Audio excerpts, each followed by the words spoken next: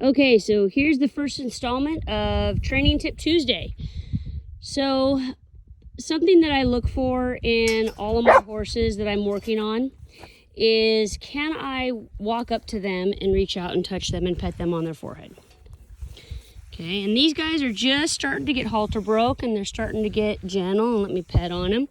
But it's really important to me that I can walk up to them and they're confident enough for me to reach out and pet on them.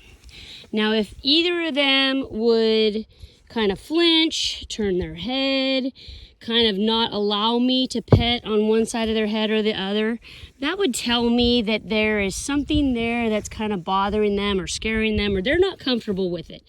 And so what I want to do is work on that side a little bit harder to make sure they're a little more comfortable with me. And that's with babies. Now, I'm going to take you over to another 2-year-old and show you something with him. So this is a 2-year-old stud that I've had in training for about a week now, and he's probably not had as much handling as those colts have, and he's pretty gentle.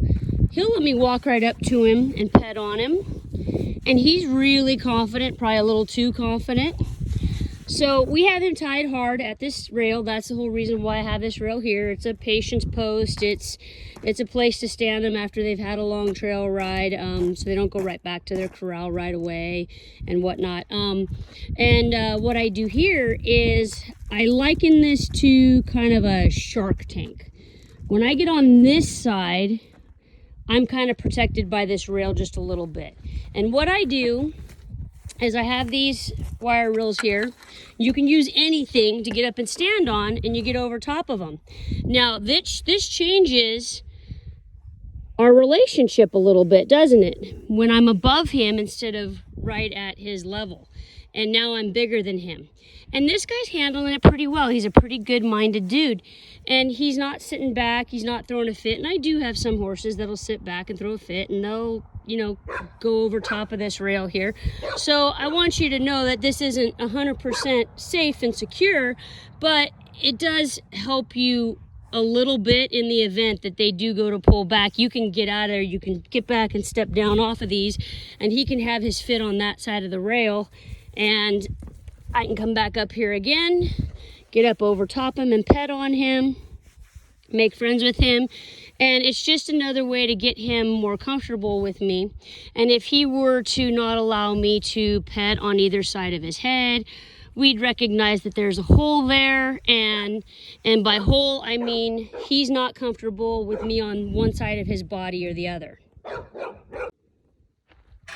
So this is my personal mare, and obviously she's very, very gentle, but she had a little injury to the side of her face here a few days ago, and I can tell just by how she's letting me pet on her, she'll let me have this right side.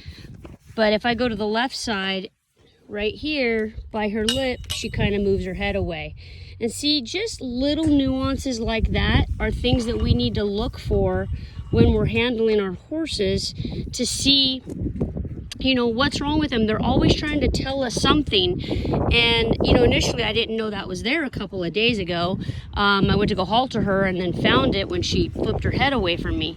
But there's just little things like that. So that's just little tips for you in the event that, something that you can look for in your training and your day-to-day handling of your horses.